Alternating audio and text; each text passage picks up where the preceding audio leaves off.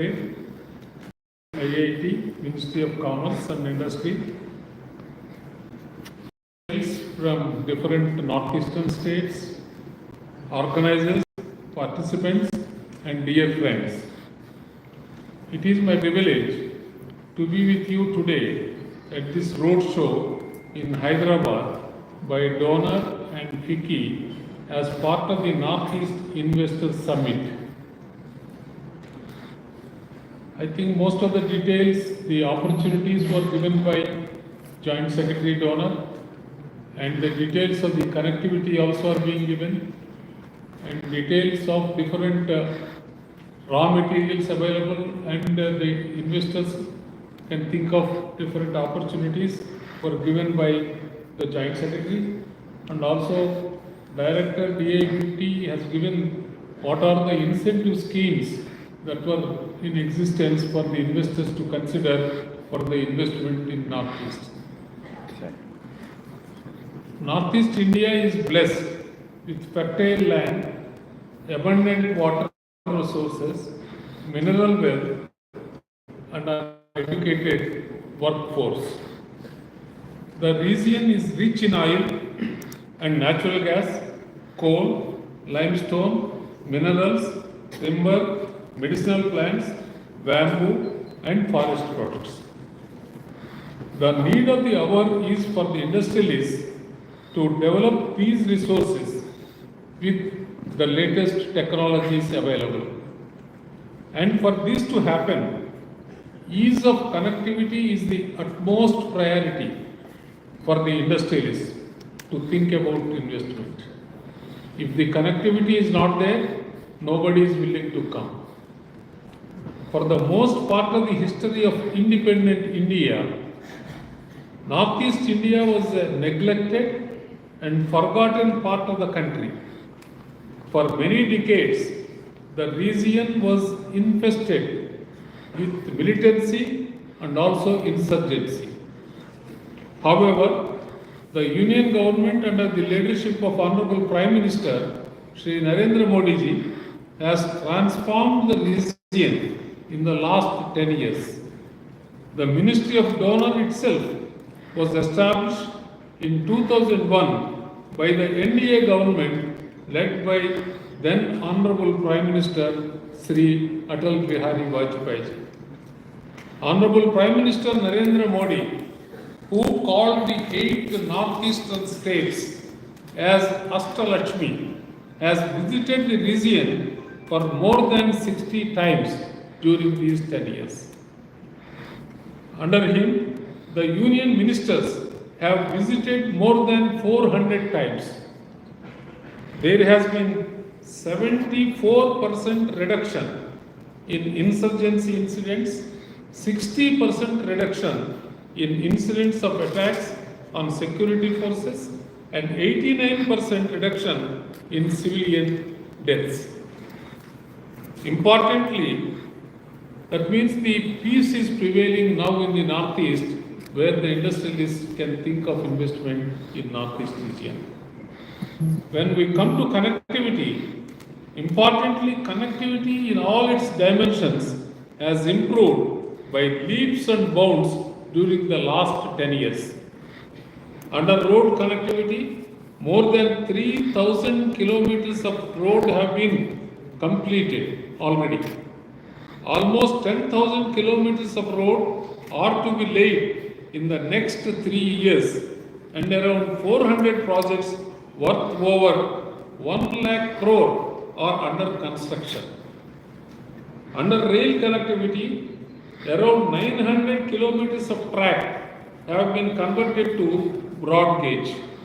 Almost 400 kilometers of new railway lines have been commissioned between 2014 and 2022, and more than 51,000 crores have been spent since 2014.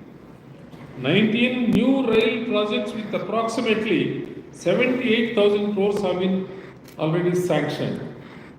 The capital of Arunachal Pradesh was connected by railways in 2015, and the capital of Tripura was connected in 2016.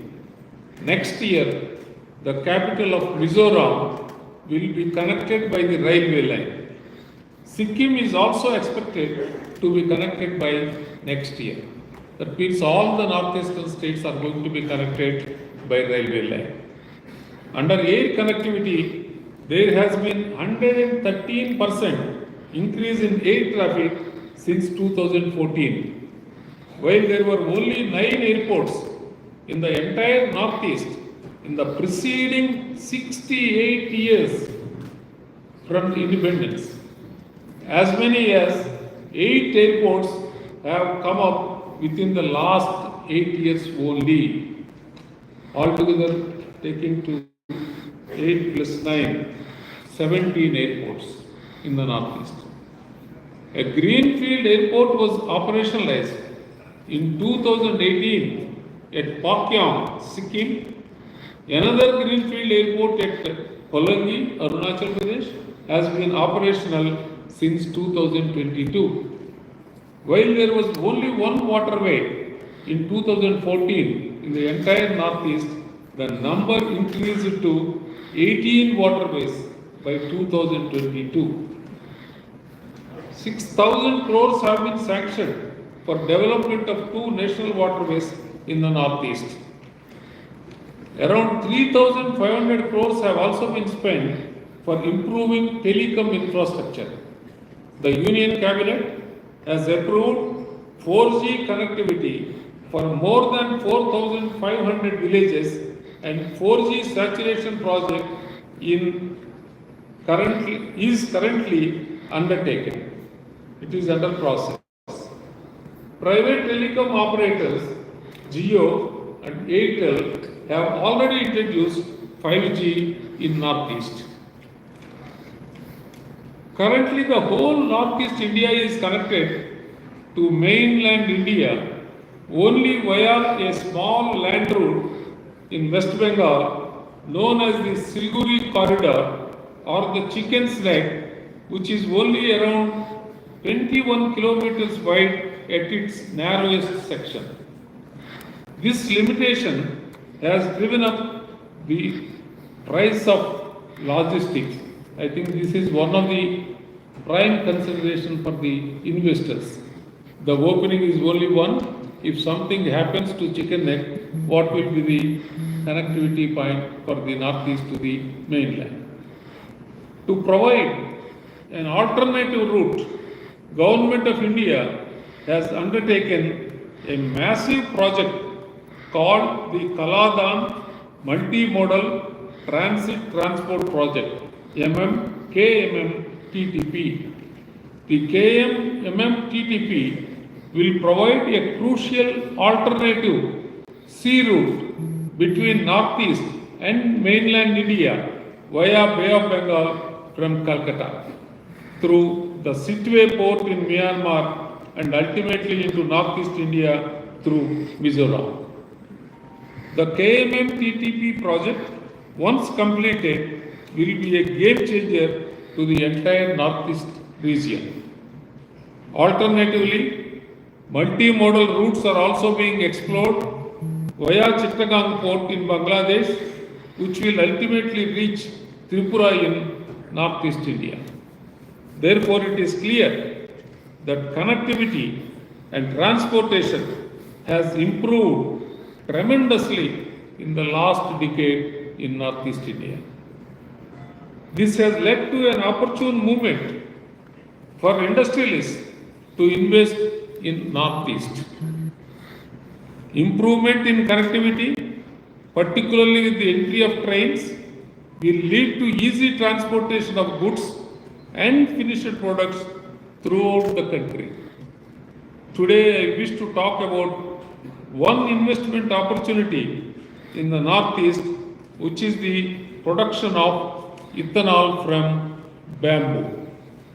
The Northeast also accounts for around 46% of the country's bamboo production. Bamboo is known as green gold because of its versatile uses and sustainability. In Assam, there is a joint venture between Numaligarh Refinery Limited, a subsidiary of Oil India, and two Finnish companies, Fortum and Chempolis, which is working on production of ethanol from bamboo.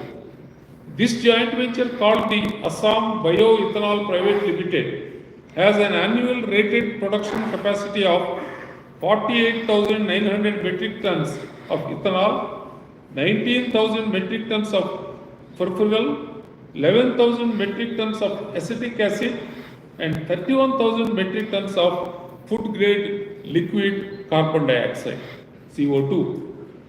As a nation, we are aiming to reduce our crude oil consumption by switching to sustainable alternative fuels such as biofuels. The country is also planning to double the mixing of ethanol with gasoline to 20% by 2025. Today we have achieved 15% only. By achieving 15%, so far the country saved more than 1 lakh crores of foreign exchange by importing crude oil. That is the saving already we had. If we achieve 20%, how much more saving of foreign exchange can be done? Thus, this opportunity may be worth exploring. River tourism is another sector which can be developed in the Northeast.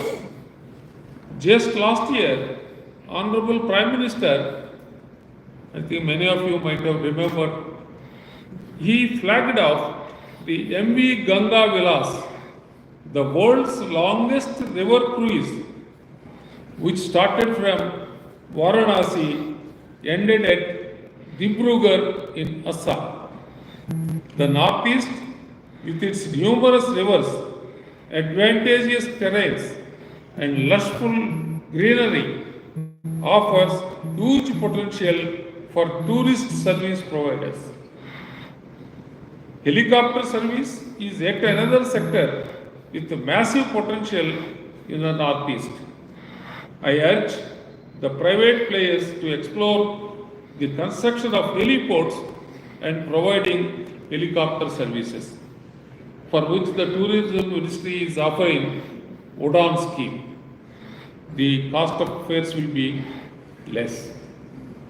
Due to the poor availability and difficulty of normal transport services, helicopter services should be lucrative as there is already popular demand. There are many other promising sectors in the Northeast which I am sure will be brought up in the presentations, such as hydropower, solar energy, wind energy, handloom, timber, canes, handicrafts, food processing, tourism, health, beauty care, wellness, etc. As the Governor of Mizoram, I would like to take this opportunity to highlight just a couple of points for my state. One, I invite drone pilot training and license providers to tie up with the government of Mizoram so that drones may be effectively utilized for agricultural and other purposes. That is one opportunity we have immediately in Mizoram. Secondly, I bring to your notice that the youth of Mizoram are mostly tech savvy due to their educational background as well as their personal interest. I invite reputed IT companies and other skill development providers to give opportunities to these enterprising youth from my state of Mizoram